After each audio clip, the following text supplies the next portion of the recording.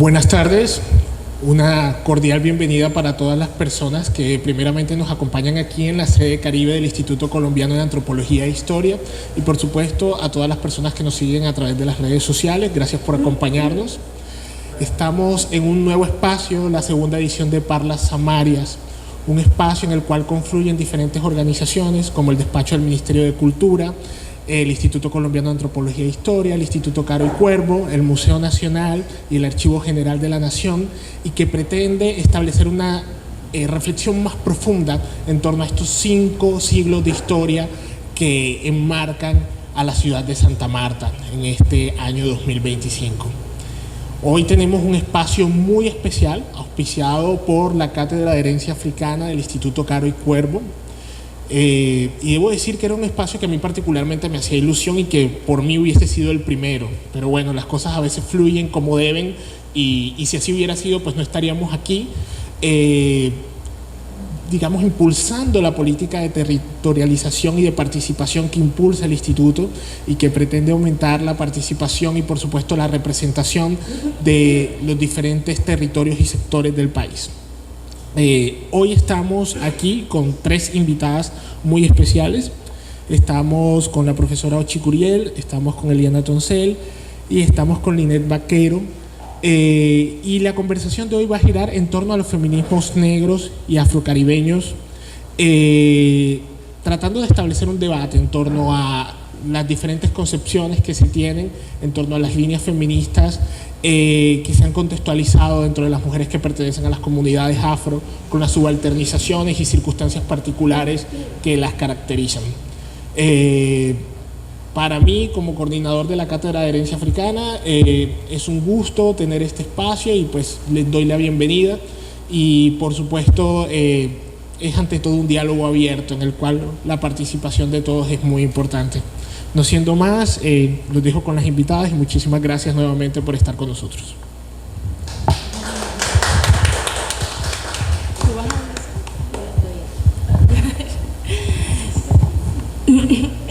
Bueno, qué pena, la verdad tengo un poquito de gripa, voy a estar hablando un poco despacio, pero bueno, espero hacerme entender. Mi nombre es Linet Vaquero Scoop. Primero que todo agradecer al ICANN, al Instituto Caro y Cuervo por abrir estos espacios en Santa Marta, sobre todo en el marco de la conmemoración de los 500 años de Fundación Hispánica, en donde podemos ver también que hay una exaltación a la colonialidad y a las violencias que produjeron en el territorio y que se han marcado también en la colonialidad.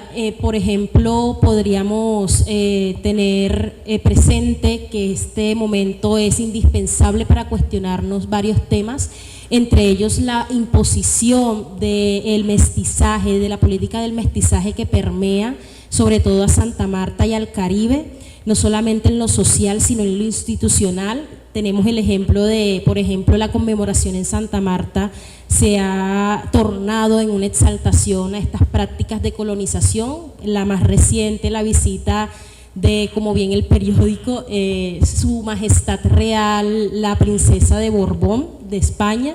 Entonces creo que es bastante importante empezar esta conversación resaltando qué importancia tienen estos espacios en la ciudad.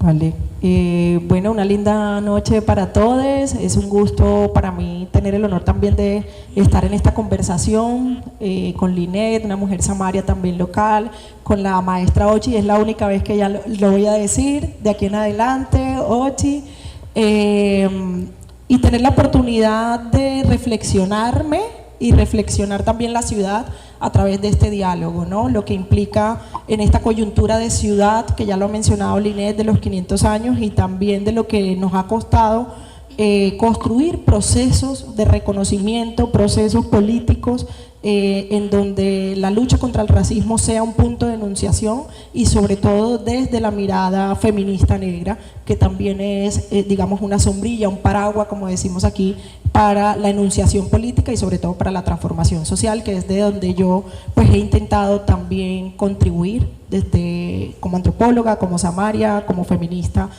aquí en la ciudad. Bueno, buenas tardes para todas las personas que están aquí. Un placer estar Santa Marta siempre me llena de mucha alegría porque hay una parte caribeña que me reencuentra, ¿no? Y eso me encanta. Y además con estas dos compañeras creo que esta conversación va a ser muy interesante y sobre todo en este contexto, ¿no? Donde tenemos que construir muchas contranarrativas en relación a lo que ha sido las fundaciones de estos lugares. Y yo creo que el Caribe es un centro fundamental para pensarlo, porque la colonialidad no fue posible sin el Caribe.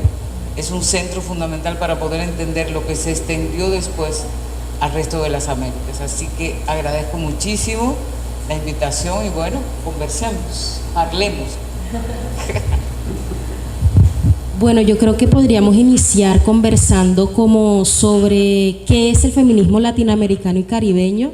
Yo creo que es importante saber que este es un movimiento contrahegemónico a ese feminismo blanco, blanqueado, que inició en Estados Unidos y que también ha tenido como apuestas en relación a los movimientos de mujeres cimarronas, antirracistas, antiesclavistas, que empezaron a pensarse esta imbricación, como dice Ochi, de las violencias y de las opresiones que nos interseccionan como mujeres afrodescendientes, caribeñas, que no solamente es la racial, la de género, sino también la del sexismo y heterosexismo, esa nación blanco-mestiza que Colombia, por ejemplo, ha adoptado, y también el caso particular del Caribe, que yo lo llamo como la política del mestizaje, donde buscamos siempre ser lo más mestizos posible, es decir, está bien ser mestizo, pero no está bien ser indígena, negro, no está bien pues aceptar o ennegrecer esas prácticas de poder propio que nos hacen ser tan diversos y que también devienen de las prácticas de colonización que tanto han permeado y que aún están presentes en la política, en lo social y en lo cultural. Sí, bueno, yo inicio porque sé que pues el recorrido, la mirada amplia también de Ochi va a nutrir mucho la reflexión, pero quiero iniciar contando un poco lo que significa también para mí como una mujer negra, samaria, joven, de cómo ha ido adquiriendo también ese lugar político de enunciación, de asumirse como activista, de asumir un compromiso político desde el feminismo negro antirracista caribeño, y siento que eso implica reconocer muchas cosas y mucha trayectoria. Decir primero que el lugar de la academia es un lugar sin duda en el que se ha construido o se construyó la teoría crítica del feminismo negro, ¿no? Pero también siempre posicionando un radicalismo desde la acción política. Y lo digo porque siempre que estoy en conversaciones tengo que reconocer, yo crecí en una familia con un legado, con una herencia, con una trayectoria negra de habitar los territorios y las costas, la playa, de una familia afrocampesina, y sin embargo me redescubrí como mujer negra y redescubrí a mi familia tan solo cuando tuve la oportunidad de estudiar antropología, lo cual es una locura inmensa, porque pues estudié en un colegio debido al esfuerzo de mis padres, en un colegio privado, en un colegio católico, y digamos que en ningún momento estaba en mi formación esa identidad negra fortalecida. Fue llegar a la antropología, fue llegar a los procesos de etnohistoria, de reconocimiento, a las teorías críticas del feminismo negro, para poder entender esa narrativa centrada en el racismo estructural, en la deshumanización, en la negación de lo que era mi cuerpo, lo que era mi cabello, lo que era yo como sujeta. Y desde allí, en la medida en que uno conoce pues su historia negra, uno desde allí, yo construí una digna rabia. Yo, cómo esta crueldad, esta dimensión también como mujer caribeña es desconocida. ¿Cómo es posible que yo llegue a esta altura de la vida sin tener este marco de enunciación?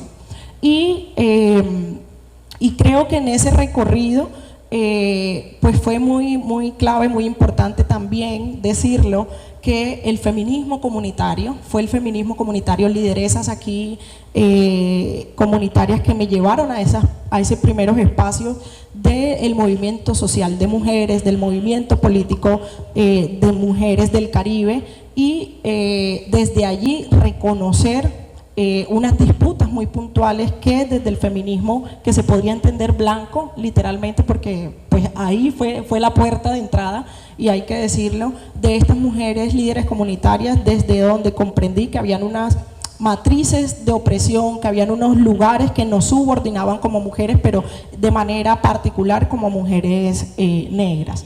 Y siento que el feminismo caribeño y latinoamericano tiene que pasar por allí, por uno, el cuestionamiento de lo que a nivel universal ha sido el hecho de pensar conceptualmente el ser mujer, ¿no? Yo creo que lo que hace el feminismo negro en un inicio mucho más americano, también radical, con todo el legado pues norteamericano del organizarse, del plantarse también desde unas apuestas conceptuales, es permitirnos entender que había que tomar una postura crítica dentro del escenario académico, pero desde una lógica de la acción política, y de ahí entender que este Caribe ha sido construido desde unas lógicas coloniales, todo lo que está digamos efervesciendo en este momento en la ciudad,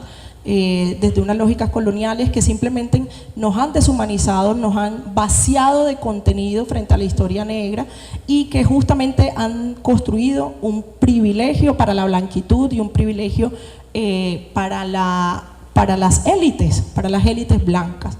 Y de ahí yo me reconocí, obviamente, desde la perspectiva de clase, desde las luchas y las pensadoras también que posicionaron en el feminismo negro, que además de hablar de la mujer negra, es un lugar distinto a lo que implicaba el lugar público de la mujer blanca, que se estaba luchando por el derecho a estar en espacio, por la posibilidad de ser representada autónomamente en el espacio público. Pues las mujeres negras ya habían pasado por toda esa trayectoria en relación al lugar de explotación económica, de deshumanización e incluso de transgresión en el sentido mismo del cuerpo. Y yo creo que toda esa lectura de reconocerse bajo unas matrices de desigualdad, de jerarquía, me llevaron a mí a construir, por supuesto, que una decisión radical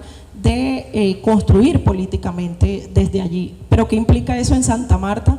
Implica justamente empezar por tu propio autorreconocimiento, empezar por posicionarse también en lo público desde allí, por asumir una actitud que yo diría en contextos de conflicto paramilitar y demás que son estas ciudades, una actitud valiente de liderazgo, y que implica pues empezar a leer, y un compromiso para empezar a leer la ciudad, para entender también las lógicas que atraviesan a partir de esos referentes, ¿cierto? De esos referentes globales, pero también latinoamericanos y caribeños, como pueden ser las mujeres cubanas, que nos llevan trayectoria también en la emancipación del pensamiento crítico y en la lucha, por supuesto, política y revolucionaria. Y bueno, básicamente bajo toda esa lectura fue empezar a leer la ciudad. ¿Y qué implica leer una ciudad como esta? Una ciudad conservadora, tremendamente, una ciudad que para hablar de la élite a veces pareciera que tocara hablarlo despacito o bajar la voz, que ahí hay unos desafíos enormes todavía por seguir describiendo, pero que implicó simplemente situarme en mi propia familia, situarme en mi propio cuerpo, y situarme políticamente también desde un legado cimarrón que fue negado, y que en el momento de conectarme con las academias, con el activismo, siento que hoy hablar de feminismo negro y caribeño es sin duda un posicionamiento de cimarronaje, que va desde lo narrativo, pero por supuesto desde el quehacer cotidiano, con todas las limitaciones que el capitalismo nos pone, ¿no? Diría yo. Bueno, yo quisiera empezar diciendo que el feminismo negro como concepto es una cuestión reciente. Y esto es importante porque muestra la geopolítica inclusive dentro de la gente subalternizada. Es decir, cuando decimos el feminismo negro nació en Estados Unidos, yo le digo no. Nació en muchos lugares al mismo tiempo. Eso que hoy llamamos feminismo negro. Y esto vino por la traducción que hacen fundamentalmente las brasileñas, que son las que nos llevan años luz en organización, ¿no?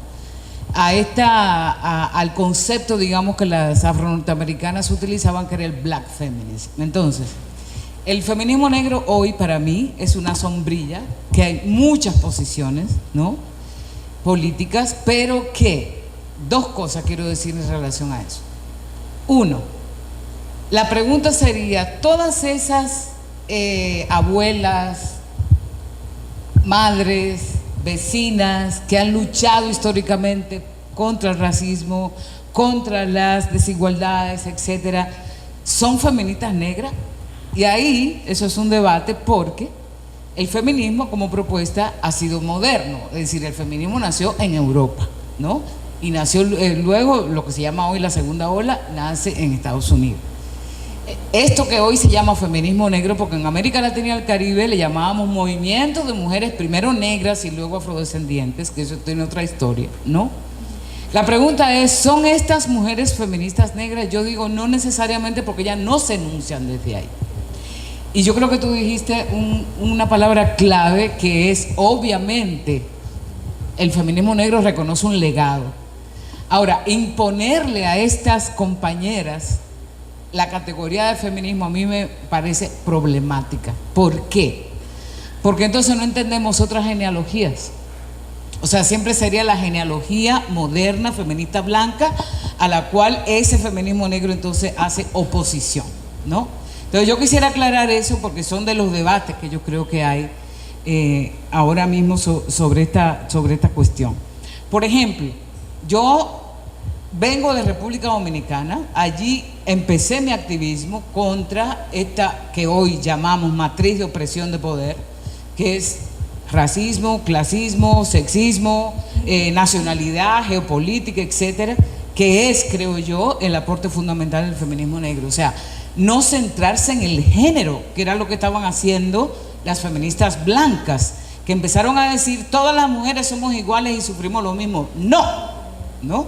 Y yo creo que ese es un aporte no solamente para el feminismo, sino también para las ciencias sociales a nivel general y también para los movimientos sociales. O sea, no pensar solamente que hay una categoría que explica lo que es la subordinación de un sujeto político, en este caso las mujeres, ¿no?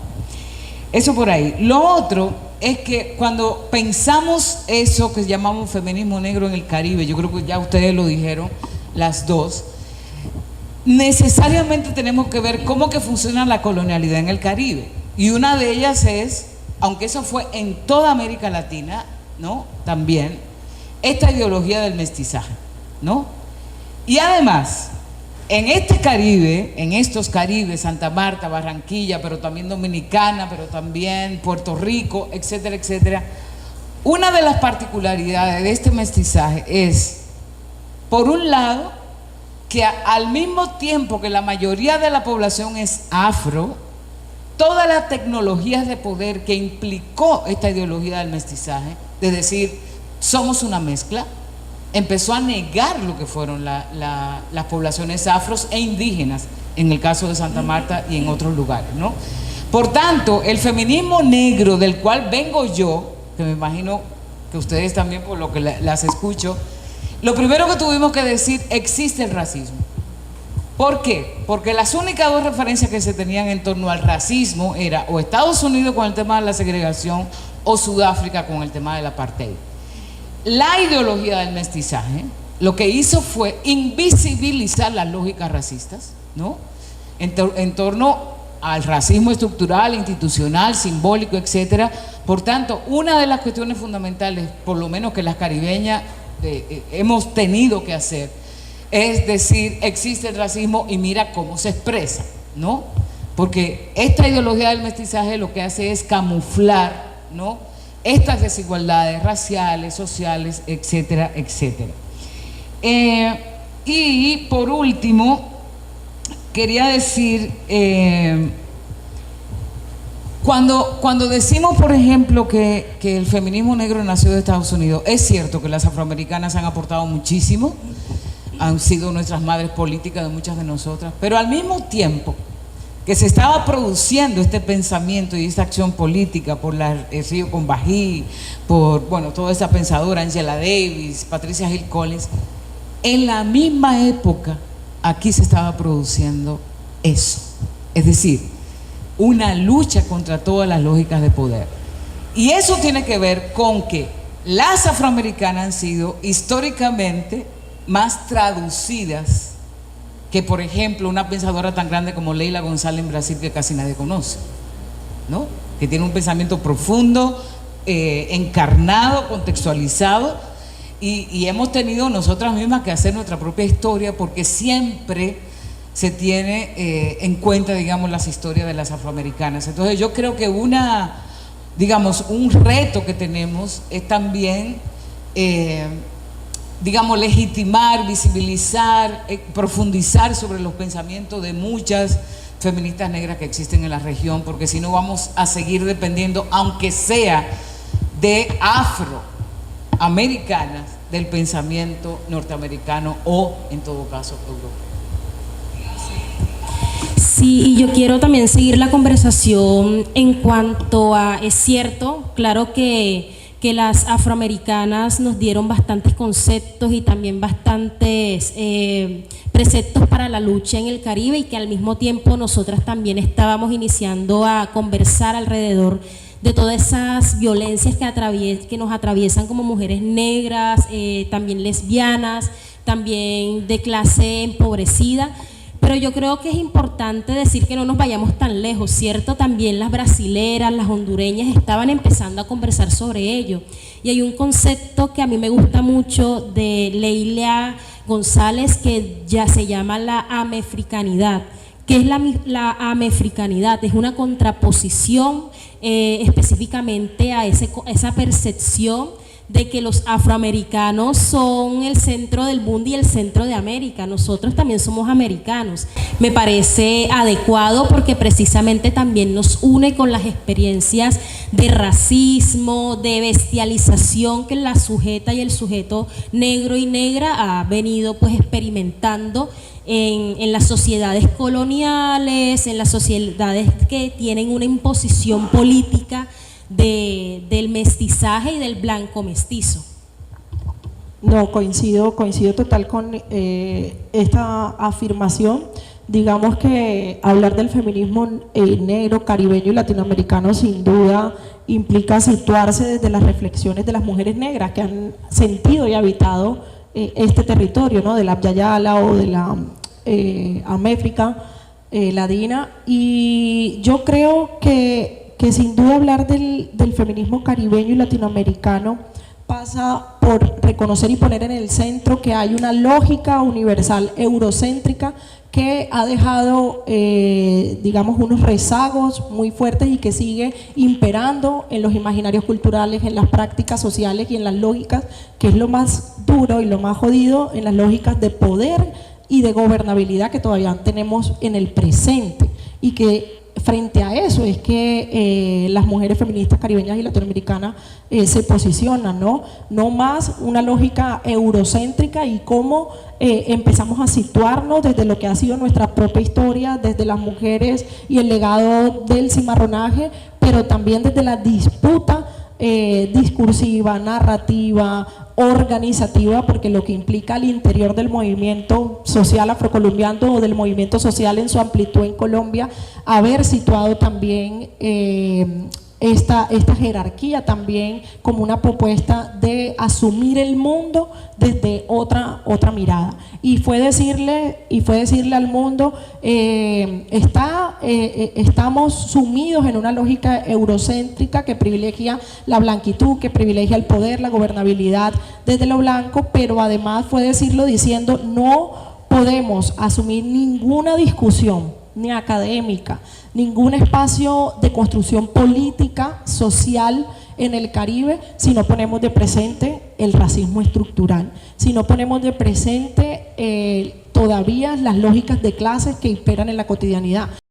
Las mujeres negras populares, las mujeres trenzadoras que salen diariamente a trabajar en relación a los servicios ancestrales en la ciudad, y creo que en la medida en que no logremos construir un movimiento feminista local que logre incidir en ello, que organice también, que se piense el trabajo desde el barrio, desde las cotidianidades que son marginalizadas, estamos todavía en ese camino, digamos, progresivo para llegar hasta ahí. Entonces yo creo que sí hay un nivel de acumulado académico y político reflexivo, pero que sigue siendo desafortunadamente en muchas ocasiones un nicho también, un nicho privilegiado en cierta medida, y que en esos términos hay mucho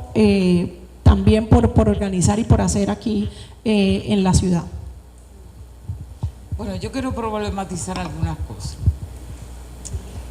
Cuando hablamos de feminismo latinoamericano y caribeño, creo que, y pensarlo como si fuera sinónimo de criticidad, lo siento, pero no. Es decir, si hay una cosa que eso que se llama feminismo latinoamericano y caribeño ha hecho, es reproducir la lógica de la colonialidad, no solamente en el feminismo, sino en los movimientos sociales a nivel general. Es decir, ha reproducido la lógica racista, por eso surge el feminismo negro, ¿no? Ha reproducido y ha seguido, digamos, los lineamientos de la cooperación internacional, que fundamentalmente hace pautas en relación a lógicas de poder norte-sur y de dependencia, ¿no? Ha sido cómplice de lógicas del Estado en términos de imponer lógicas de género, no necesariamente combatir el tema de raza. Por tanto, yo creo que universalizar eso que se llama feminismo latinoamericano y caribeño para mí es un problema.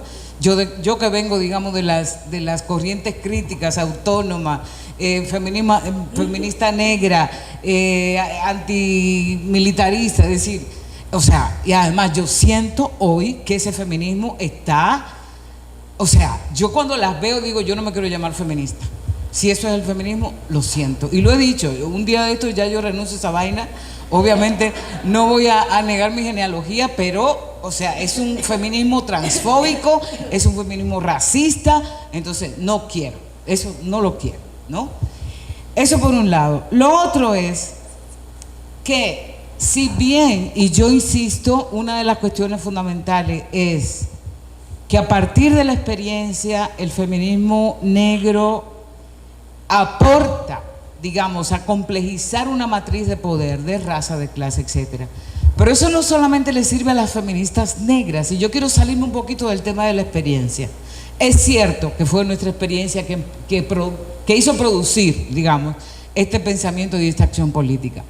Pero es que sirve para cualquier pensamiento crítico, ¿no? Y yo creo, y esto llama la atención porque muchas veces nos limitamos al tema de la experiencia, ¿no? Soy negra, entonces es automático, entre comillas, ser feminista negra, y yo eso no lo creo y no lo quiero, además.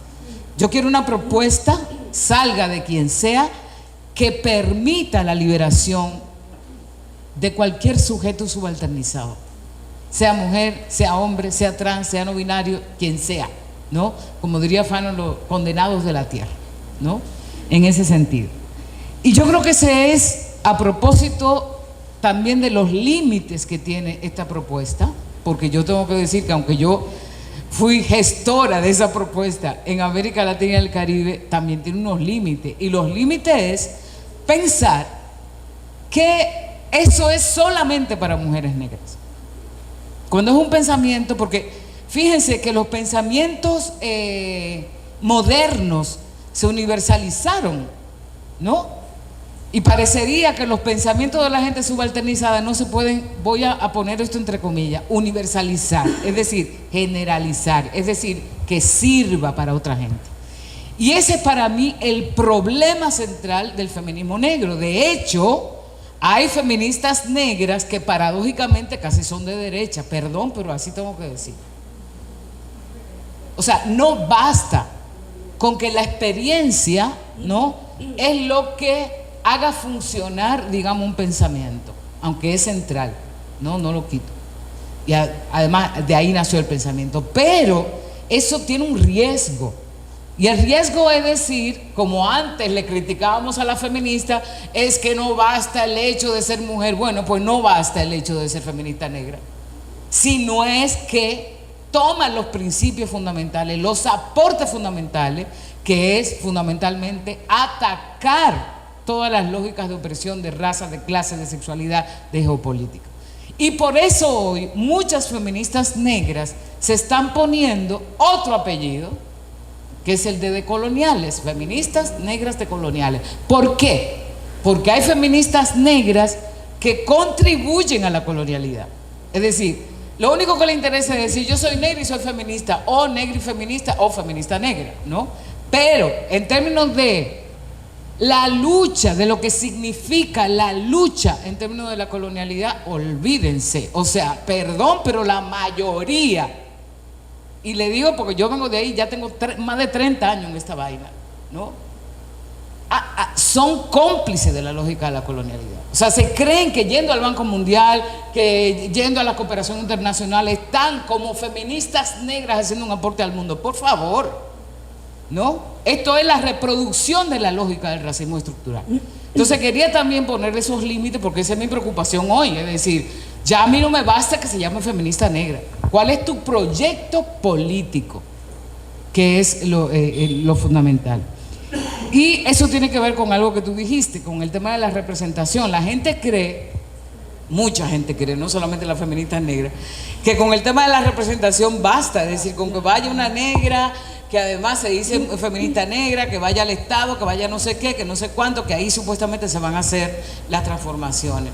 Bueno, yo creo que tenemos suficiente tiempo en esta región para decir que eso no ha bastado. De hecho, tenemos un polo, tenemos, o sea, por favor, ¿no? O sea, la representación no es que no importe, pero depende en cuáles relaciones sociales va la representación, acompañado de qué va eso, no sencillamente por una identidad, etcétera, etcétera. Entonces, yo lo que creo es que, si bien, insisto, para mí el feminismo negro es fundamental, no es casual que nosotras que nos llamamos feministas decoloniales, una de las fuentes fundamentales precisamente ha sido el feminismo negro. Por eso, porque ha propuesto una complejidad de la matriz de opresión.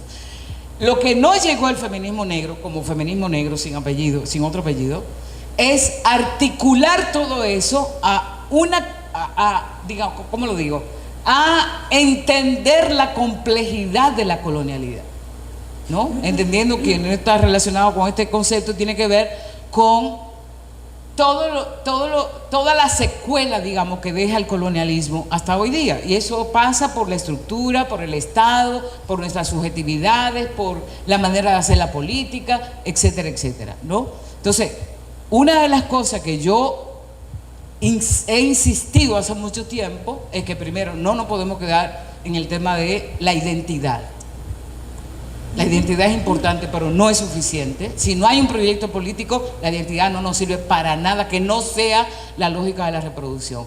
Dos, que la experiencia no es suficiente, que hay que tener un proyecto político de transformación si es que queremos ser coherentes con lo que ha propuesto el feminismo negro, ¿no? Y tres, que yo creo que hay que salirse, y ese es un llamado urgente que yo hago en ese sentido, porque como el feminismo negro está centrado tanto en la identidad, parece que no hay posibilidad de articular con otros actores del mundo.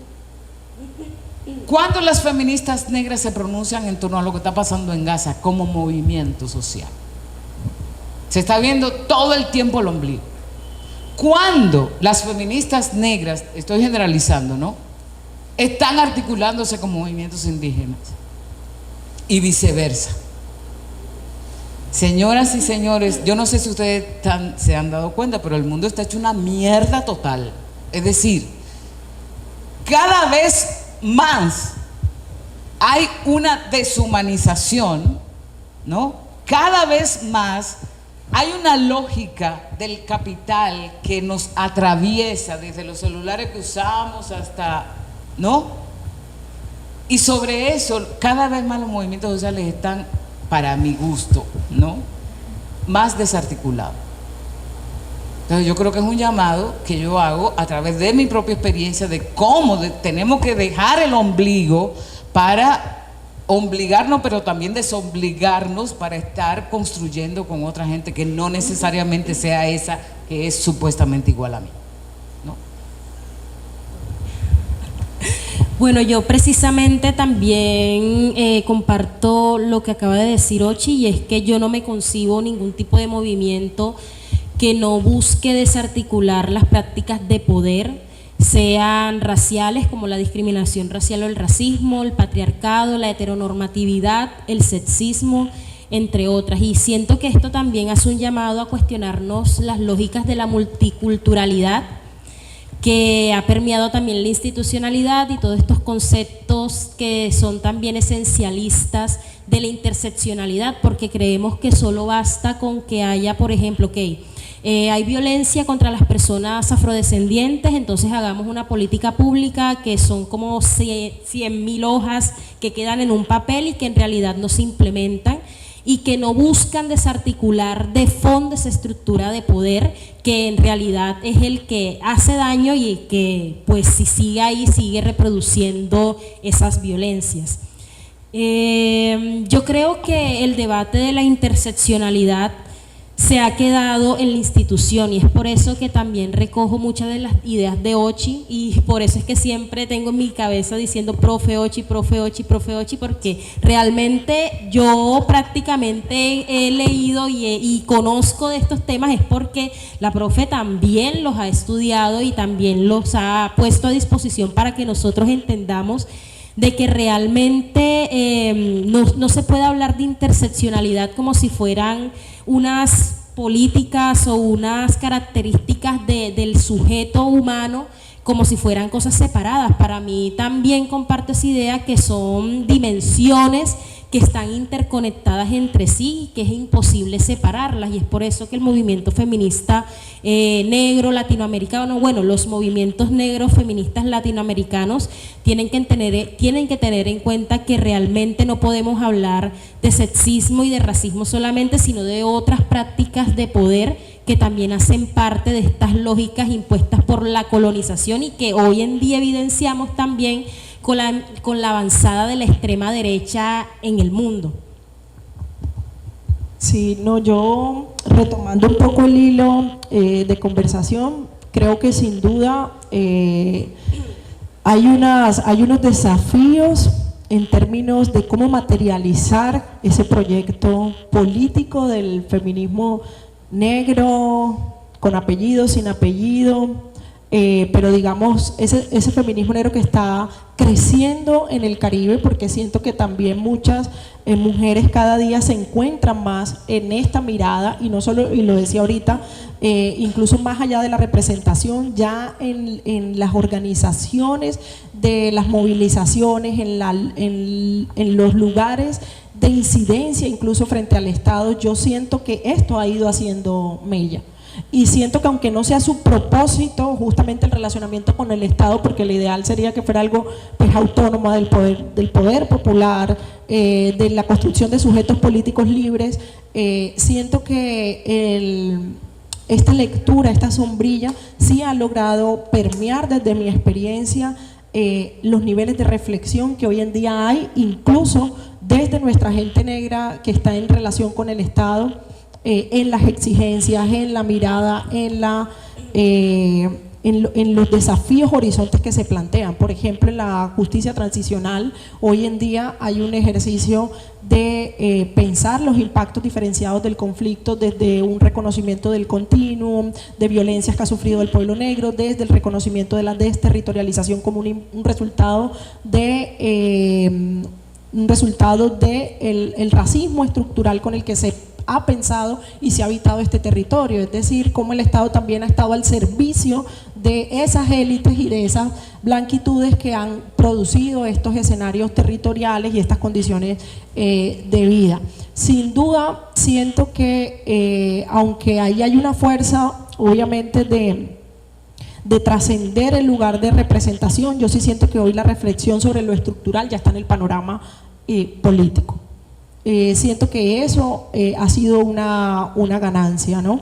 De allí, por supuesto que también siento que el feminismo como acción política y como pensamiento negro, pues caribeño, particular, que hay que pensar desde la Santa Marta, desde el Magdalena Rural, desde la Cartagena, desde las lógicas particulares que cada contexto tiene y ha tenido, creo que es una trinchera, y una trinchera porque permite, y yo creo que sí está contrarrestando lógicas neoliberales que también están muy presentes en la movilización social, en el relacionamiento con el Estado, incluso en el activismo, que es la lógica del enfoque diferencial, de la individualización quizás de la experiencia, de las historicidades, de las construcciones sociales e históricas, y siento que esto está logrando incomodar el posicionamiento que hoy tiene la lógica como neoliberal, del enfoque diferencial,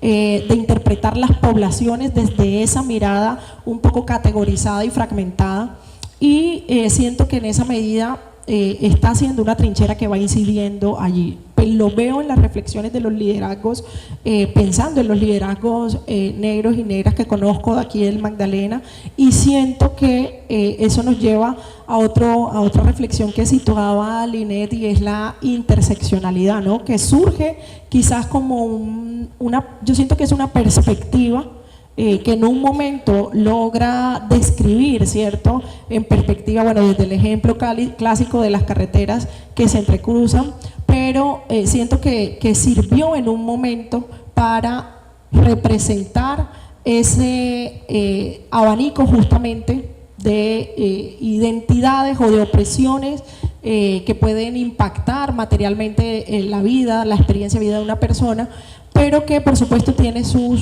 también limitaciones, y creo que en eso estamos hoy en día también. Yo desde esa mirada interseccional en un momento, pues obvio, me pensé como mujer negra, popular, bisexual, lesbiana, en una ciudad como Santa Marta, y yo decía, no, las tengo todas.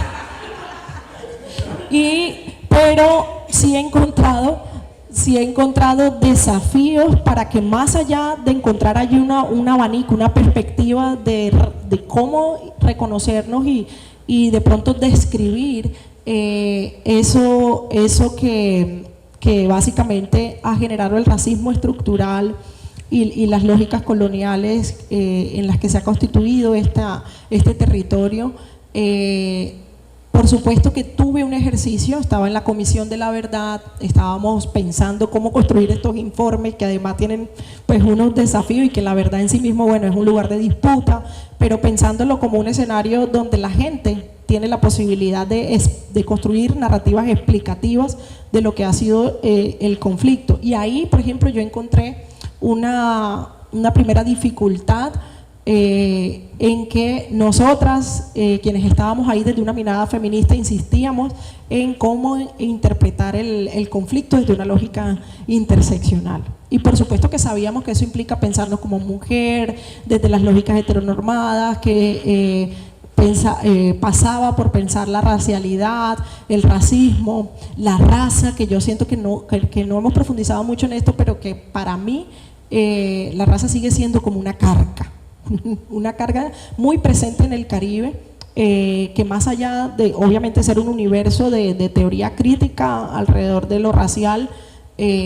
aquí sigue siendo una realidad en el lenguaje, incluso mucha gente sigue interpretándolo como una categoría de identidad incluso.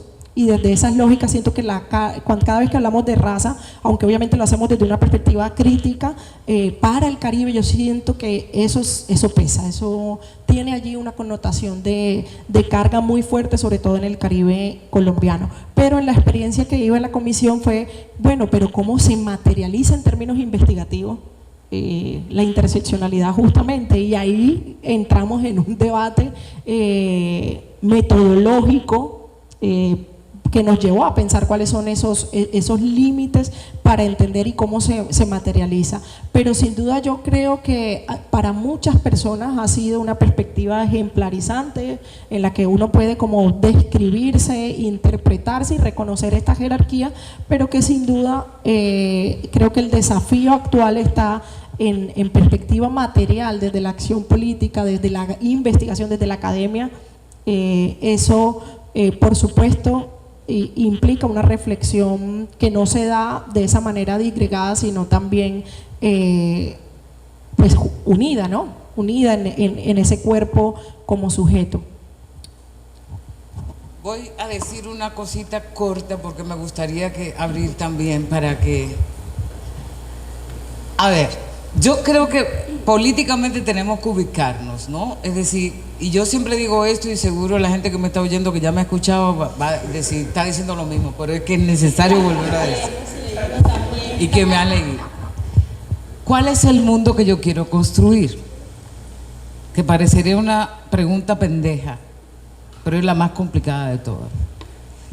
¿Qué mundo quiero yo? Un mundo capitalista, neoliberal, etcétera, donde haya gente negra, donde haya gente indígena, donde haya gente trans, donde no sé qué, o un mundo donde yo derribe todas las lógicas de poder que colocan a la gente negra, a la gente trans, a la gente indígena en los lugares donde están sociales ahora, deshumanizados, explotados, etcétera, etcétera.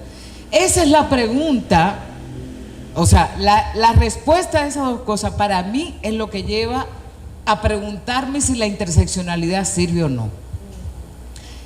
Sí, mi respuesta es: yo quiero un mundo donde haya gente negra, indígena, mujeres negras y lesbianas y no sé qué. Por supuesto que la interseccionalidad me sirve, no que no sirva.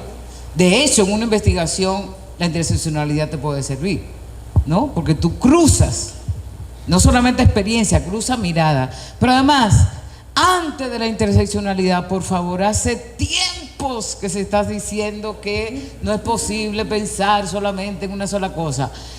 En el feminismo negro, todas las experiencias del feminismo negro lo han dicho. Pero además, el feminismo popular también lo dijo. Cuando dijeron, nosotras no solamente somos mujeres empobrecidas, ¿no? Es decir, eso no es nuevo. Ahora, ¿cuál es el peligro de la interseccionalidad? Que yo creo, y así lo he nombrado, que es una especie de multiculturalismo liberal. Entonces ahora muchas feministas y no feministas le encanta decir somos interseccionales porque tomamos en cuenta las mujeres que no solamente son mujeres, sino que son negras, sino que son lesbianas, sino que son pobres, etcétera, etcétera. Es decir, como diría Mara Viveros, un mantra de sumatorias. Pero la interseccionalidad no tiene un proyecto político, que esa es la diferencia, que es la segunda respuesta, ¿no? Cuando yo digo, yo quiero derribar el racismo, el clasismo, todas las lógicas de poder, ahí hay un proyecto político que implica la imbricación, o sea, entender cómo se da esa imbricación entre racismo, clasismo, heterosexismo, etcétera, llámese colonialidad en otra palabra, y la manera en que yo voy a luchar contra eso. Y esto es muy importante porque estoy hablando de la acción política colectiva, no del Estado. El Estado siempre va a estar en una tendencia entre enfoque diferencial, porque es la ontología multicultural del Estado, es decir, tengo que responderle a la gente afro, tengo que responderle a la gente indígena, tengo que responderle a las mujeres, o sea, al Estado no le va a interesar, tengo que responderle y hacer una política a las mujeres indígenas, porque tiene que garantizar en la lógica multicultural el enfoque diferencial. Entonces, yo di un curso a la Comisión de la Verdad y yo dije, mierda, ¿cómo será que yo le voy a decir esto a esta gente para que pueda entender que eso no es posible a menos que solamente te quedes en la descripción? Tú puedes describirla y para eso sirve, ¿no? Pero no creas que con eso tú vas a hacer otra cosa desde el Estado, porque el Estado es ontológicamente colonial. Y cuando es ontológicamente colonial, quiere mantener las diferencias. quiere mantenernos siendo negras, quiere mantenernos siendo lesbianas, o sea, yo siempre he dicho, yo espero que cuando no haya racismo, bueno, ya yo voy a estar muerta, pero yo no necesito llamarme negra, como tampoco necesito llamarme lesbiana feminista cuando termine el heterosexismo, porque ¿para qué? Si esas son identidades políticas que lo que hacen es tratar de movilizarme.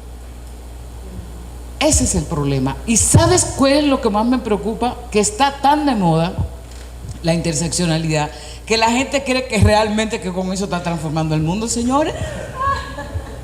Entonces, ojo. Entonces yo propongo que pasemos a... Pero yo antes de pasar a esa conversación, yo no sé, yo siento que ahí también la discusión eterna de la academia, ¿no? Hay unas preguntas que son horizontes, pero otras es la trocha y el camino que estamos andando. Y yo siento que en esa medida son muy válidas, digamos, los peligros, el daño ahí y la reflexión de los límites. Pero yo siento que en esta realidad situada, donde ejercemos el cimarronaje institucional, el cimarronaje callejero, el académico, sí, el activismo político, los mundos que están generados para ejercer esa construcción política, ahí la interseccionalidad ha ocupado un lugar que ha permitido develar.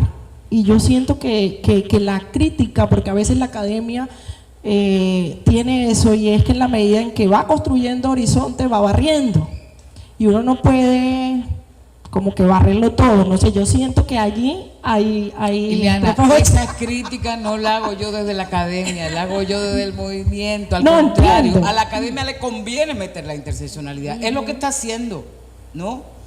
Esta crítica la estamos haciendo desde el movimiento social precisamente porque no resuelve una cuestión central que son los proyectos políticos de transformación, ¿no? A la academia, que yo puedo dar clase y mañana, bueno, aquí hay varias gente que toma clase conmigo, es decir, yo puedo decir todo lo que yo diga, pero después que salen de ahí, pues cada quien, incluyéndome, ¿no?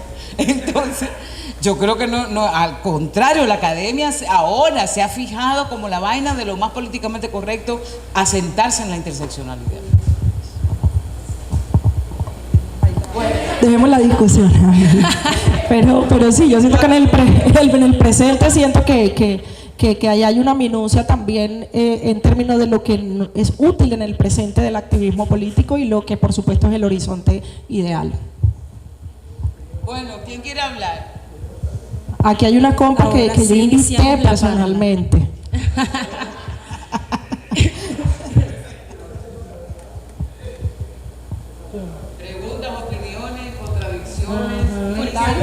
Se lo diste a la persona indicada, tal cual. Ajá. Tal cual. Dale, Miguel.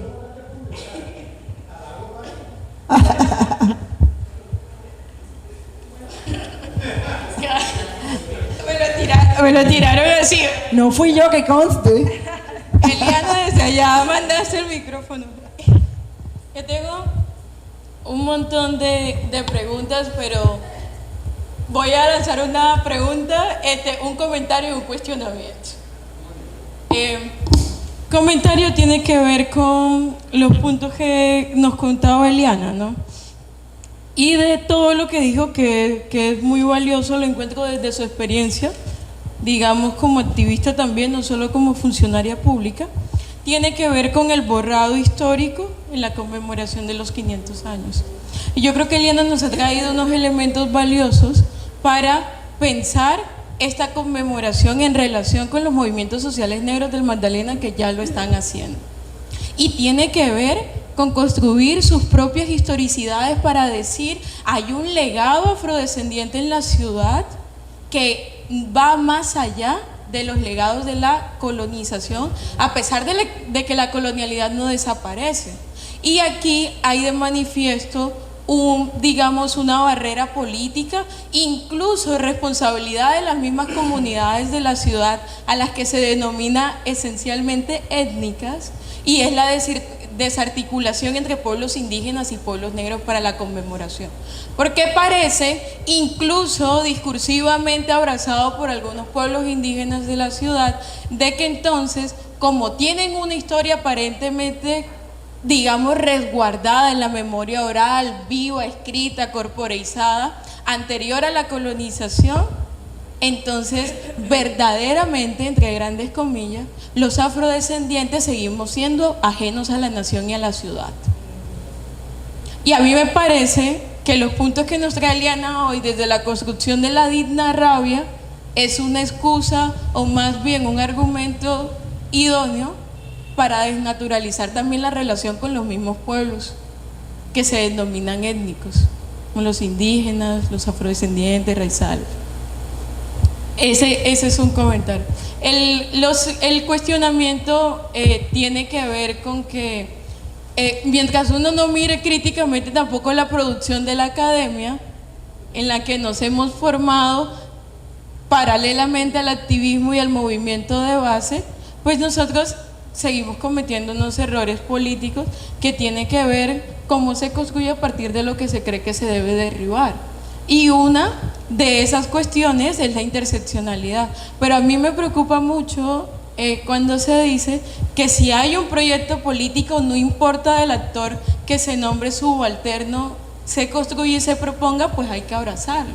Porque yo me pregunto entonces, y más bien les lanzo la pregunta, pues yo no tengo respuesta, es entonces si las feministas blancas, lo queer, que también representa la blanquitud en gran medida, va a seguir diciéndose primariamente oprimidos, entonces nos presentan un proyecto político que tengamos que acoger. Y no necesariamente una articulación con los feminismos negros, con o sin apellido decolonial, o incluso más allá del proyecto político de la decolonialidad, que sí pueda traer un escenario colectivo. A mí me parece tampoco que en términos de la discusión decolonial hoy estemos avanzando en un proyecto decolonial en la ciudad, que es de cara a la conversación que ustedes planteaban. Entonces, ¿cuáles serían los elementos de ese proyecto político articulatorio que plantean las tres? Gracias, Hey. No sé si hayan otros comentarios.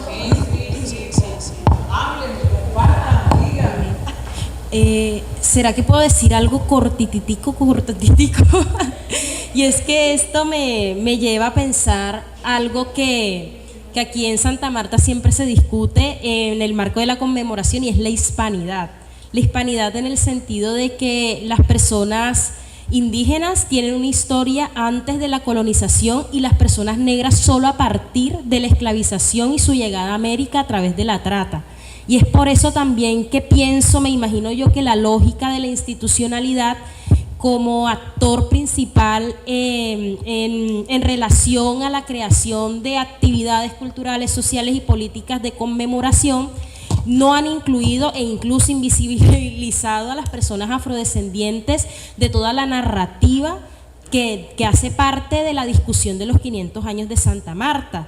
Y esto es totalmente, pues, terrible, porque las personas negras obviamente tenemos una historia que no está ligada a la esclavización, pero por las lógicas mismas de la colonialidad, pues se dan por sentadas de que no es así. No, mi pregunta era súper chiquita. Yo estoy siguiendo desde hace unos días a Micaela Drullar, que creo que el INE sí la referencia, no sé si Eliana y Ochi, y ella habla mucho de cómo ser TERF es ser racista, ¿no? Porque hubo una deshumanización histórica a las mujeres negras. No sé si nos pueden desarrollar más ese concepto de ser TERF en la medida que también se es racista, ¿no?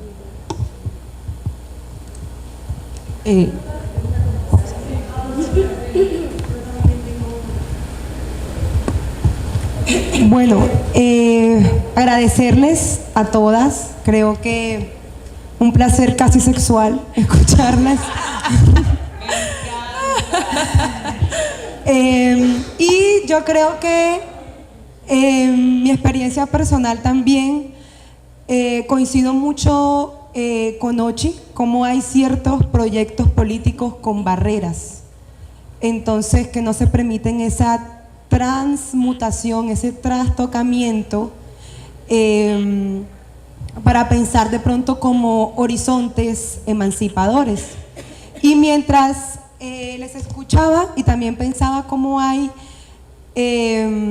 apuestas feministas con diversos apellidos, pensaba también cómo en ese aporte poscolonial, que también con todas estas lógicas de opresión que están viviendo en Asia, en el África subsahariana, en la misma India, frente también a los aportes que ellas también están tejiendo en función de cómo pensamos la subalternidad como una propuesta emancipadora a nivel global, ¿no? Que también es una de las propuestas que intentó o intenta todavía la teoría de Spivak Gayatri, de Vandana Shiva, bueno, y entre otras.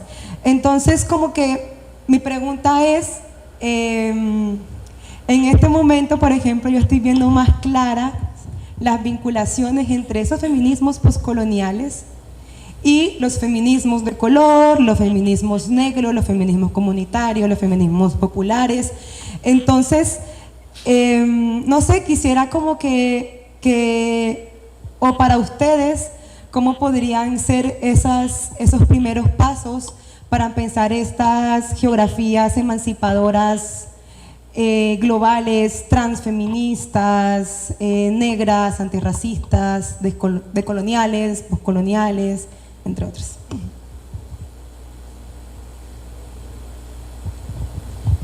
Buenas tardes. Yo quiero preguntarles cómo.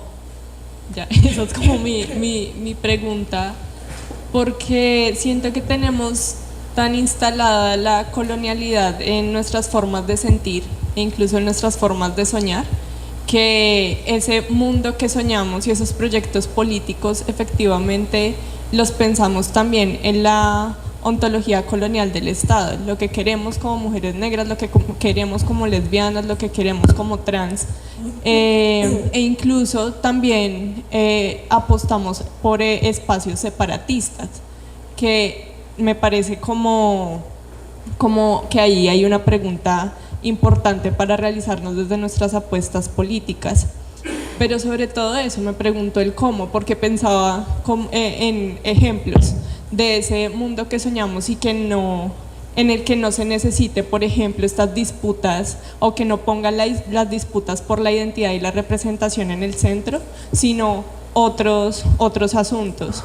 Y cuando pensaba en ejemplos solo se me vino uno a la cabeza, y ese único que se me vino a la cabeza, pues digamos desde lo que conozco y desde mi inmenso desconocimiento del mundo y de los territorios, es como las luchas por sobrevivir. O sea, básicamente el único ejemplo que se me vino a la cabeza es de un desalojo que iba a hacer el ESMAD en la Comuna 8 en Medellín, en el barrio Esfuerzos de Paz, donde las maricas se enteraron que venía el ESMAD y organizaron una zonada con todo lo que había, niños, niñas defendiendo sus casas, especialmente, y las mujeres negras ubicadas en la primera línea, pues mujeres negras porque además llegaron a un barrio donde llegan las personas negras desplazadas del Chocó y del Urabá, defendiendo su territorio, y ahí no importaba si era la marica, o sea, se juntaron el vecino y la vecina, y si eran las maricas también quienes lideraban, porque fueron las que primero se enteraron.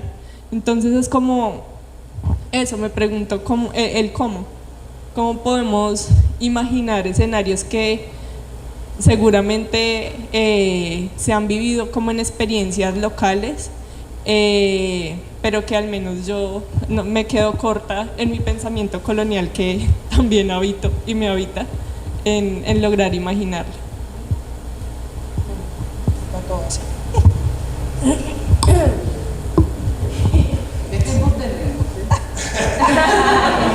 No, por mí yo amanecer.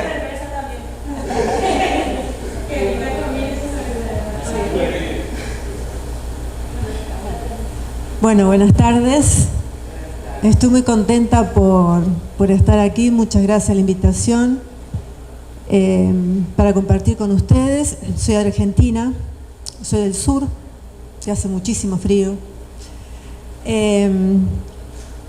Soy socióloga, estudié en la Universidad de Buenos Aires y ya hace 25 años siempre estoy trabajando y aportando también por los derechos de las mujeres. En ese momento no se hablaba el año 2000 del feminismo, por lo menos donde yo vivía en el pueblo, ¿no? Pero yo quiero comentar un poquito histórica, porque mucha gente mismo en Argentina, con mucha falta de información, de conocimiento histórico, diciendo justamente que en 1772 la primera ola inmigratoria era de África. Más del 50% en Argentina eran negros. Posteriormente, la segunda ola es de Europa y aparece la blanquitud, como dicen ustedes. Bueno, eso por un lado histórico, quería comentarlo con ustedes. Hice un trabajo el año pasado y lo expuse en una Universidad Magdalena para comentarlo de ese tema, ¿no? Y en segundo lugar, bueno, el tema del feminismo es un tema amplísimo para discutirlo, ¿no? En Argentina estamos hoy por hoy totalmente tratando, diciendo que la palabra del feminismo, las feministas, somos todos la caca, la mugre o lo que sea, hoy por hoy. Anteriormente, cuando se trabajó muchísimo el tema del feminismo con la ola verde, seguramente lo habrán visto con los pañuelos, como decía usted y lo afirma el compañero, también es un país colonial, un estado colonial también, ¿no? Y ahora el estado está totalmente borrado por lo que tenemos ahora como presidente en Argentina. La lucha se sigue haciendo igual en Argentina, con mujeres feministas, campesinas, indígenas, de barrios, comunitarios y demás, y también negros. Pero hace que trabajar muchísimo para seguir trabajando por esta causa, ¿no? Es una cuestión política que tiene que acompañar también. Solas tampoco no lo pueden hacer, yo te digo de mi país, ¿no? Y acá, bueno, estoy aprendiendo un montonazo, escucharlos. Este es un país distinto, es una región distinta, es una geografía distinta, y bueno, me gusta estar acá y escucharlos a ustedes. Obviamente es otro mundo, totalmente distinto al mío también, ¿no? Es una crítica también a la cuestión académica. Recién ahora en Argentina, en la Universidad de Buenos Aires, en la carrera de Sociología, se está abordando y tratando todos estos temas, pero anteriormente ni siquiera se hablaba, ¿no? De la cuestión histórica, que la primera ola era justamente de África. Yo voy a hacer como una apreciación y también como una pregunta para ustedes, ¿no? Que desde mi punto de vista es como hay una falta de fuentes históricos, de lectura, de conocimiento del tema del feminismo negro y las minorías en Santa Marta. Ayer o antes de ayer estuve hablando con unos vecinos ahí, ¿no? No sé cómo surgió el tema y un hombre me dice, no, el feminismo surgió en Argentina, con los pañuelos verdes. Te juro, no sabía qué decirle. Falta mucha lectura, él mismo de acá de Colombia, imagínense los de Argentina también. Hay falta de lectura, falta conocimiento de todo lo que está pasando, como que nosotros somos, no sé cómo decir, la minoría es algo, no sé, el diablo, no sé, una cosa así. Yo lo digo en todo, lo digo en Argentina, lo digo acá y en América Latina también, ¿no? Bueno, por eso estoy muy preocupada por eso. Nosotros muy poco pudimos aportar, pero hicimos mucho a la vez en ese momento, y ahora es como que ya de esas cosas no se puede hablar.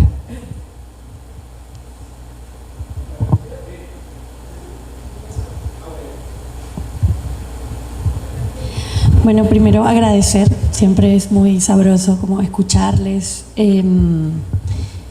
también como agradecer el espacio que se abran como para conversar, pero también las posibilidades que hay de llevar como estos escenarios más a la calle, también, profe, cuando vamos y tocamos ahí con la tambo, lo estamos extrañando. Bueno, como esos otros ejercicios callejeros, activistas, que se han empezado a mover. Mi pregunta también iba a hacerle con lo que decía la marica, un poco como el cómo, ¿no? El cómo liberar la fantasía emancipatoria, porque yo creo que esta colonia nos secuestró los sueños y estos proyectos políticos están aspirando también mucho a la blanquitud, siguen aspirando mucho a la blanquitud, hasta hasta estos proyectos políticos como más, no sé, disruptores actualmente, que tiene que ver con la liberación del propio cuerpo y ejercicios de sanación, siguen siendo en una ciudad como esta una manifestación vergonzosa de la colonia, cuando tenemos gente en la sierra tomando yagé mientras baila electrónica, y como, sí, el manoseo del capital a estos proyectos políticos sigue siendo preocupante. Y mi pregunta es cómo liberar esa fantasía emancipatoria, esa fantasía decolonial, antirracista, anticapacitista también. Nos falta mucho pensarnos en movimientos y en proyectos y apuestas colectivas políticas que nos muevan como del lugar. Y también una pregunta como de qué experiencias interesantes ustedes han olfateado, conocido en este Caribe. Sí, yo pienso mucho en Dominicana, ¿no? Y más que en Dominicana, en Haití, lo que está pasando en este contexto actual es vergonzoso, ¿no? Y las campañas dentro de las compañeras y compañeros en Haití, a estos más de no sé cuántos años de seguir adeudándole a Francia, ¿no? El primer sueño emancipatorio que tuvimos en la región, ¿no? Como que otras experiencias del Caribe ustedes han olfateado, conocen, nos pueden compartir, que están en esa liberación de las fantasías emancipatorias.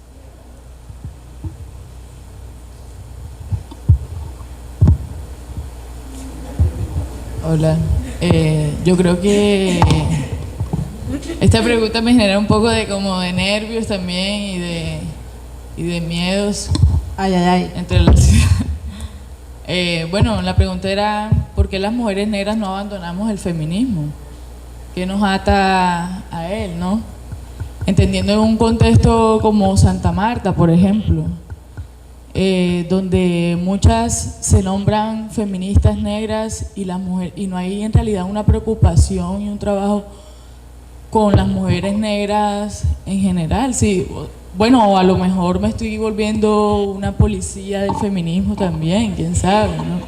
Pero es como que hacemos, o se hace un feminismo desde la comodidad, desde sus casas, se sale cuando se tiene tiempo, se arma el bololó cuando se quiere, y a diario matan a gente negra acá en Santa Marta. Acá el tema de la necropolítica es grande.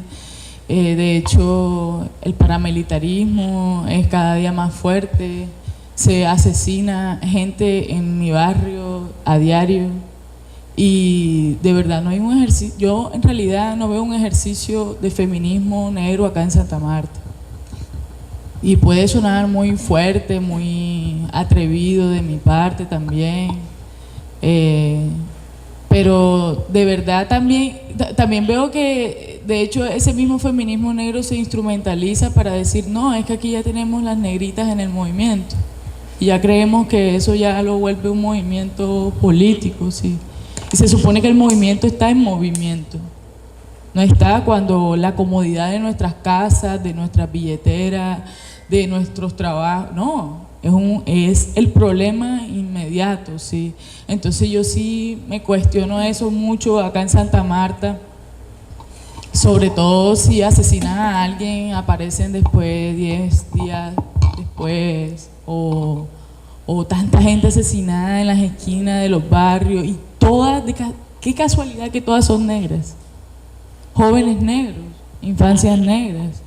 Las mujeres negras aquí, las putas, las trabajadoras informales, o sea, de verdad da miedo salir en Santa Marta. Y eso uno lo ve, bueno, hay varios momentos acá en Santa Marta, empezaron a salir panfletos de marihuaneros, de tatuados, de mujeres trans que no son mujeres.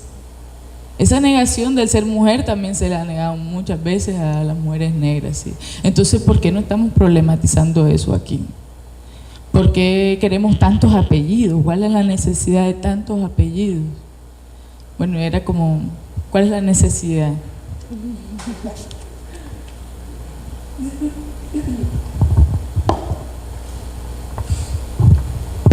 Bueno, yo...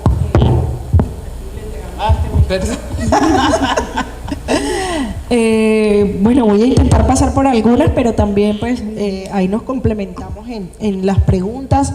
Hay unas que por los recorridos y el conocimiento, mijo, yo no he salido de Santa Marta mucho, pero lo que uno puede percibir a nivel caribeño y latinoamericano, pues pasaríamos como por esa experiencia. Quiero responder puntualmente frente al comentario que hacía Ace y la provocación al final que le da sentido a esta parla samaria, ¿no? Que es encontrarnos o construir escenarios contranarrativos a los discursos oficiales en torno a los 500 años. Y yo creo que esa reflexión, desafortunadamente, y en eso coincido, Ace, no es un asunto solo de representación. Yo creo que, como decía Ever también, a veces la coyuntura es lo que nos moviliza, ¿no? En medio del trabajo, en medio de las lógicas de capital, en medio de las dificultades, las prioridades, etcétera. Pero justo rebotamos en relación a lo que significó esa imagen, porque la imagen, por supuesto, también es poder, y aunque la representación no es lo único, pues es un mínimo, diría yo. Es un mínimo esencial en ciudades caribeñas como esta, donde la negación todavía sigue siendo imperante, y lo vimos en ese contexto de la conmemoración. Pero sin embargo yo creo que ahí está justamente la debilidad de la discusión social, y hasta donde yo he podido percibir, porque no he estado en las mesas de discusión, pues las lideresas que han ejercido esa representación en nombre de la comunidad negra de Santa Marta, entre otras, pero sí siento que se quedó muy en el nivel de la exigencia de no estamos y necesitamos estar. Por supuesto que lo que intentan este tipo de escenarios es ir mucho más allá, y es decir, estamos en una ciudad, en una Santa Marta que todavía vive el rezago de la lógica del saqueador, de la lógica del esclavista, de la lógica impositiva, eurocéntrica que dejó, por supuesto, el periodo de invasión y de conquista, ¿no? Salvaje, y sobre todo incluso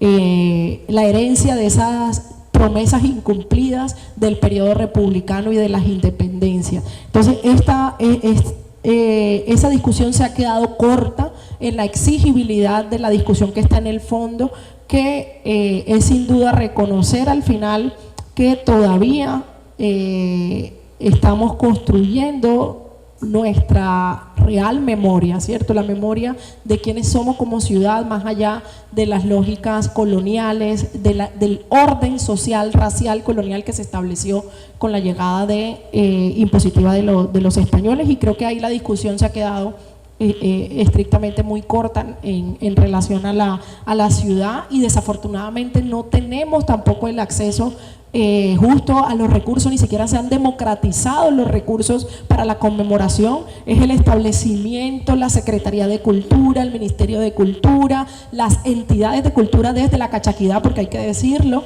desde el centralismo, decidiendo cómo se debe conmemorar y cómo debemos narrarnos aquí en lo local. Entonces yo siento que ahí hay una evidencia y un reflejo puntual de la ausencia de discusión y de contenido de fondo que hay allí, ¿cierto? Y que es en lo que se ha quedado esta reflexión conmemorativa. Yo siento que hablar de los 500 años en perspectiva negra también nos debería permitir hablar de la necesidad de construir una memoria afro, ¿cierto? De fortalecer esa memoria afro, y por supuesto que eso ayude a fortalecer también la interpretación que hay sobre la historia del negro, que hay sobre la historia del africano, de la africana, del cimarronaje, entre otras. Nosotros tenemos el mar, por ejemplo, y yo he insistido en esto, el mar es un lugar de memoria afro que en este momento, en esta coyuntura de ciudad, perfectamente podría ser un vehículo, un símbolo de nuestra historia negra. Y no solo porque allí se refleja, se materializó la crueldad, o como muchos pensadores también negros dicen, es el más grande cementerio que hay también, por supuesto, por la trata transatlántica, sino por lo que significa además de esa memoria de la crueldad, lo que significa en términos del reconocimiento de la diáspora, de la llegada de un conocimiento, de la llegada de unas matrices también sociales, culturales, comunitarias que llegaron con la mujer y el hombre africano a la ciudad, y creo que esa memoria afro sigue siendo una deuda incluso en esta coyuntura de ciudad, y ahí pues podemos pensarnos acciones, porque yo tengo metido ese tema del mar como lugar de memoria, porque siento que una vez yo estaba como estudiante en Riohacha sentada, estaba en mi proceso de trabajo de campo de hecho, y no sé, tuve como una conexión emocional también de dimensionar pues toda la lectura etnohistórica de todo lo que ha sido la historia esclavista, perlera en Riohacha, y yo me sentaba y pero estamos ante el símbolo realmente de lo que ha sido la historia negra, pero ni siquiera tenemos referentes puntuales tan cotidianos y tan obvios para encontrarnos. Entonces siento que por ahí pueden haber propuestas, caminos como de encuentro con nuestra propia historia negra. Siento que tenemos, por supuesto, que esta discusión de ciudad es el momento para ahondar en las ausencias, en los vacíos de reconocimiento como sujetos y como sujetos negros, negras, afro, barriales, como queramos, pero estamos muy crudos. Yo le decía al inicio, aquí en la ciudad hay que decirlo, todavía la gente se reconoce con las categorías coloniales profundamente. Allá hay una necesidad y una apuesta también y ahí me acerco a las otras preguntas que se inquietan por el cómo, por el hacia dónde.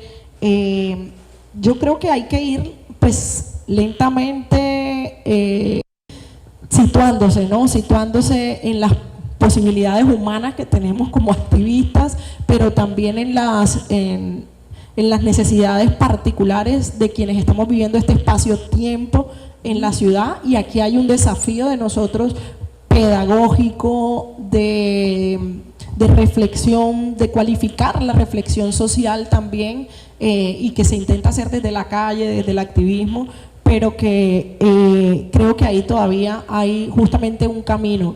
Yo diría que ¿cuál es ese lugar político? Pues para mí el lugar político de salida a esto es la transformación social. O sea, yo quizás sea clásica en ese sentido, pero hasta que no vea desestructurarse las condiciones materiales de clase y de racismo estructural, y por supuesto de sexismo o de el género en su construcción múltiple, siento que ahí tiene que estar la trinchera. O sea, la trinchera es construir alianzas, construir redes colectivas, construir reflexiones cualificadas y políticamente situadas en una dimensión que ya lo hablamos al inicio, estructural, pero que se centren en esas dos lógicas que son fundamentales, que imperan todavía en nuestra cotidianidad como ciudad samaria. Aquí no hemos trascendido, lo decía Evi, la necesidad del apellido, el lugar de privilegio de la élite blanca local, del monopolio y la cooptación de la gobernabilidad del Estado, una élite que yo siempre he caracterizado como una élite mezquina, por supuesto, y que yo siento que ahí tenemos un universo y un mundo de transformación social muy claro, que desde mi experiencia local, porque no ha sido, digamos, muy recorrida, pero desde mi experiencia local, siento que se da desde la construcción de redes y alianzas. A mí me sostuvo las redes de personas que me dijeron cuando era una chica joven, inexperta, temerosa de reconocerse en su casa, como de irse, de independizarse, de reconocerse como una mujer negra lesbiana en una ciudad como Santa Marta, las redes, las alianzas que te sostienen, las colectividades, y creo que pues hasta el momento para mí ese sigue siendo como el lugar que permite la transformación social y que permite caminar hacia esos horizontes. Hay otras conversaciones, pero aquí nos complementamos. muy rápido, porque ya yo creo Por que el tenemos tiempo. que salir. Las categorías de articulación, alianzas y redes, para mí son problemáticas para un proyecto, a propósito de tu pregunta. Porque cuando estamos hablando de articulación, estamos diciendo, o alianzas, por ejemplo, que hay luchas que ciertos grupos tienen que tener casi esencialmente. Y yo creo que ese es el error para un proyecto político subalternizado. Es cierto que no todos los subalternos son bien chéveres, ¿no? Pero como decía Berta Cáceres, la lógica de las luchas patriarcales hay que hacerla en comunidad, como también hay que hacerla las luchas racistas o antirracistas en este caso, o la lucha en torno al extractivismo hay que hacerla en comunidad, ¿no? Entonces, cuando yo estoy pensando, como dice Berta Cáceres, que además me ayudó mucho en muchos momentos a pensarlo de esta manera, yo no estoy pensando que la gente subalterna es chévere por esencia, sino que hay que trabajar internamente en la comunidad las cuestiones de poder, ¿no? Entonces, esa es la potencialidad que yo le veo a un proyecto político articulado y podemos utilizar el concepto de subalternizado, oprimido, oprimida, como tú quieras, pero esa es la posibilidad que yo le veo. O sea, yo no me veo haciendo articulación con Uribe, por ejemplo, ¿no? ¿Verdad? Es decir, hay que situarse y tener conciencia de clase, de raza, etcétera, etcétera, para construir ese proyecto común. Eso por un lado. Lo otro es, ¿por qué Mica dice que una TV racista? Bueno, habría que preguntarle a Mica. Yo es mi amiga, la amo, del GLEFAS también, pero yo entiendo que lo que ella quiere decir, porque no quiere decir con eso, es que lo TERF vuelve otra vez a la lógica esencialista de ser mujer. No solamente esencialista, biologicista y determinista. Por tanto, como dijo el feminismo negro hace rato, pues esa es una posición racista, porque no considera otras lógicas de poder, como por ejemplo el tema de raza, de clase, etc. Es lo que yo me imagino que ella quiere decir con eso, y casi estoy segura que es eso. Lo otro es, a propósito del ejemplo que tú acabas de poner de la Comuna 8, ¿no? De Medellín. Bueno, ese es un ejemplo. Es decir, no es que solamente el proyecto es la lucha por sobrevivir, no, hay muchos proyectos al mismo tiempo. Es decir, ¿cómo es que podemos hacer frente a lógicas de poder de manera donde mucha gente participe al mismo tiempo? Y a propósito, Sara, de tu pregunta, hay muchísimas. Lo que pasa y gracias por decirlo de esa manera, nos traspasa la colonialidad, ¿no? Es decir, una posición anticolonial necesariamente tiene que abrir la mirada en cosas que no estamos viendo y además no queremos ver. Nuestras comunidades afro, las mismas comunidades afro, las mismas comunidades indígenas, lo hacen todos los días. Todos los días. Es decir, es en comunidad, inclusive la comunidad campesina. Ahí está el muchachito, inclusive seres no humanos, el perrito anda por ahí también, el burro que tiene que llevar digamos, los plátanos para la asamblea. Es decir, eso es. Solamente hay que volver a mirar nuestras propias experiencias ancestrales porque están ahí hoy, a esta hora. ¿Quiénes somos las separatistas? Somos las feministas, en general la gente afro, y el separatismo, si bien nos ayudó en un momento a pensarnos colectivamente, hoy nos está haciendo daño, gente. Nos está haciendo daño. Y eso viene por la cooperación internacional que dije, solamente voy a financiar a mujeres, solamente voy a financiar a mujeres negras, solamente voy a financiar a las indígenas. Entonces nos vamos creyendo el cuento. Que entonces nosotras solas en nuestro espacio, ese lugar de cuidado, aunque nos matemos, ¿no? Entonces que vamos a cambiar el mundo. Lo siento. Yo pasé por eso y siempre lo he dicho, he sido separatista negra, separatista lesbiana, separatista autónoma, o sea, todos los separatismos los he tenido en mi vida. Pero coño, en algo yo tengo que madurar en la vida políticamente, frente a esta colonialidad que en fin.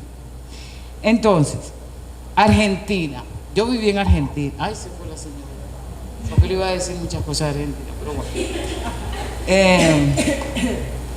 ¿Por qué no abandonamos el feminismo? Es una pregunta que yo me hago todos los días. ¿Por qué yo me tengo que seguir llamando feminista decolonial incluso? Y yo creo que tiene que ver con dos cosas. Una, porque surgimos de la oposición hacia el feminismo blanco, por tanto es estratégico, según yo, no sé si es para yo tranquilizarme. Es estratégico también seguirle llamando la atención a la feminista, como también tenemos que hacerlo a la izquierda, etcétera, etcétera. Y segundo, porque creo que hay ciertas genealogías que naturalizamos también. Es como como dice el feminismo comunitario, con lo cual yo no estoy de acuerdo. Ellas dicen, todas las luchas de las mujeres en cualquier tiempo y en cualquier lugar es feminismo. Y yo, como se lo dije a Adriana, eso es violencia epistémica y genealógica. O sea, tú no puedes decir a una mujer negra que ni siquiera sabe lo que es el feminismo, usted es feminista. Y eso es apoyar la lógica moderna, colonial. Y tiene que ver para mí también con eso, ¿no? Y ya.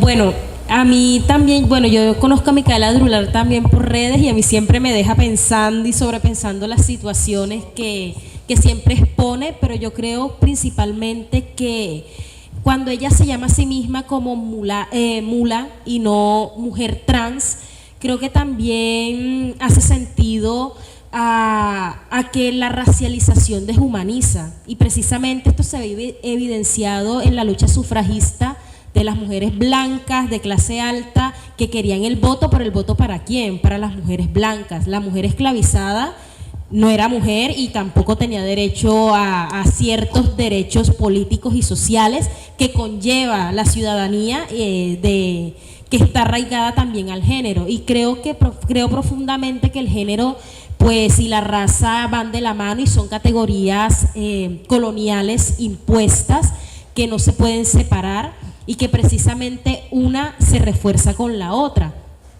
Porque pues, ¿quiénes son las mujeres? Realmente no hay como una condición biológica real que nos pueda explicar qué es ser mujer, y de hecho también trayendo a colación lo que dice, por ejemplo, una de las intelectuales que está en la cúspide del feminismo blanco, Simone de Beauvoir, es que ser mujer son condiciones que vienen arraigadas de lo que se concibe socialmente que debe ser una mujer, por ejemplo, que sea femenina, que tenga un rol en la familia, y bueno, todas esas cuestiones que están pues atravesadas por el racismo y también por la colonialidad.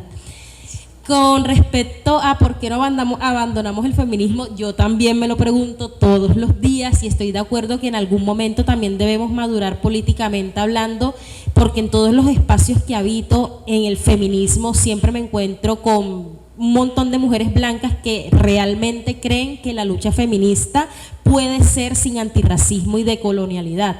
Y precisamente también con lo que expone Ochi, yo creo que son pañitos de agua tibia que también uno se dice, pues tenemos que hacerle contrahegemonía a la genealogía del feminismo, que en su nacimiento es blanco, porque realmente a pesar de que en muchas partes del mundo y en muchos momentos de la historia las mujeres se han pensado como movimiento, como un quehacer que podríamos llamar o no feministas, pero sí, claro que todos los días también me lo pregunto. Yo creo que más que feminista hay que ser antirracista, decolonial, antipatriarcal, antiheteronormativo, entre otro montón de violencias que atraviesan pues la sociedad actual, que es colonial y que es racista.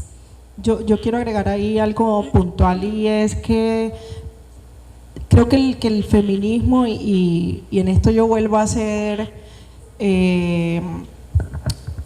como muy situada dentro de las condiciones y las posibilidades que realmente tenemos en este presencia de la movilización política, y yo lo pienso desde Santa Marta, ¿no?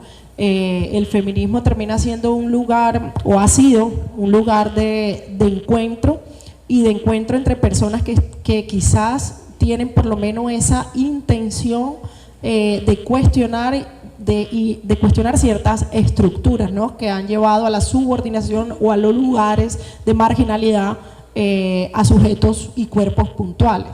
Y a eso me refería con la construcción de redes y de alianzas. Son las redes y las alianzas que permiten hacer una acción política. Son las redes y las alianzas que permiten vernos en un lugar concreto o salir juntos y hacer frente al machismo y el acoso callejero local, ¿cierto?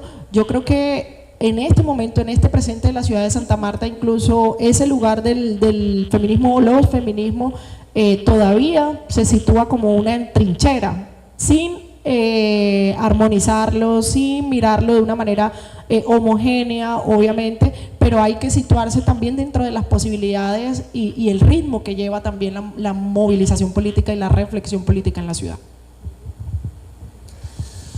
Bueno, creo que este ha sido un espacio demasiado fructífero y yo la verdad le quiero dar las gracias primero que todas nuestras invitadas por su generosidad y por supuesto a todos ustedes por su interés y por enriquecer muchísimo más este espacio.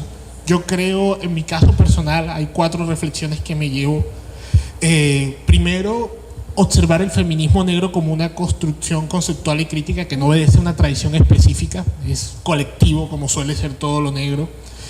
El feminismo negro finalmente es un posicionamiento político pluralista contra todas las formas de opresión y eso lo diferencia de otras formas feministas más hegemónicas. La necesidad puntual, y eso es algo en lo que Ochi siempre insiste, de llevar las reflexiones del feminismo a un activismo y a un terreno práctico en términos políticos. Y qué interesante que cerramos con un cuestionamiento de la interseccionalidad como categoría de análisis y sus aplicaciones políticas, pero al final y gracias al público pues salieron muchas otras categorías en las que hay que reflexionar, que hay que cuestionar y bueno, creo que esa es la reflexión que nos llevamos y que seguiremos extendiendo. Un fuerte aplauso para nuestras invitadas, por favor.